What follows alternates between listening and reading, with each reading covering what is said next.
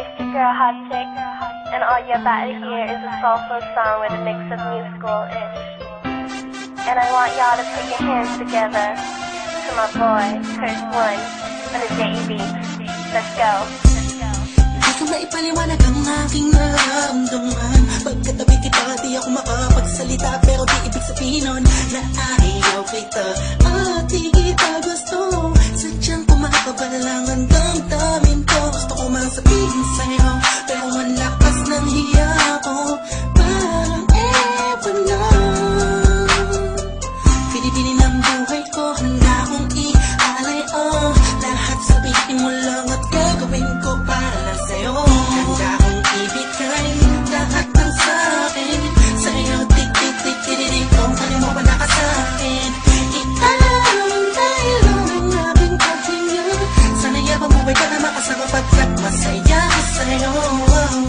Hihintay ng talang nadakaan sa'king paningin pagkat gusto kong humiling na.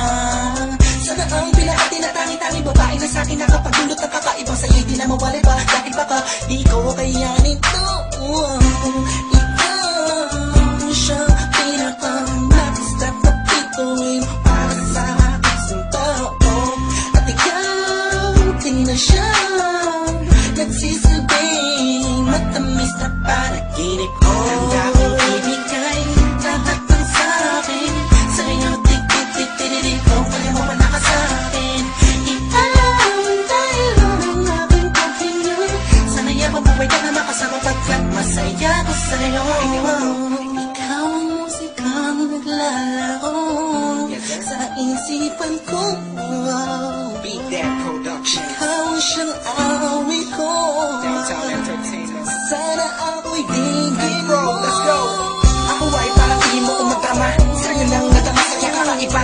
Kumbaga ikaw si Wendy, ako si Peter Pan. Sana'y sumama ka sa'kin doon sa Neverland. Na mapagsaluhan natin ang pag-iibigan na wala ka tapos na wala kagad. Ikaw ang nagbigay kahulugan sa buhay ko at ikaw ang siya sa akin na nagbigay kabulugan.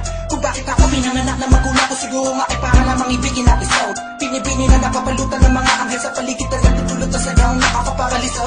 Nagpapasalamat ako sa itaas dahil pinakilala ka niya sa'kin. Sana ay di ka na niya kunin sa'kin dahil di ko kakayanin.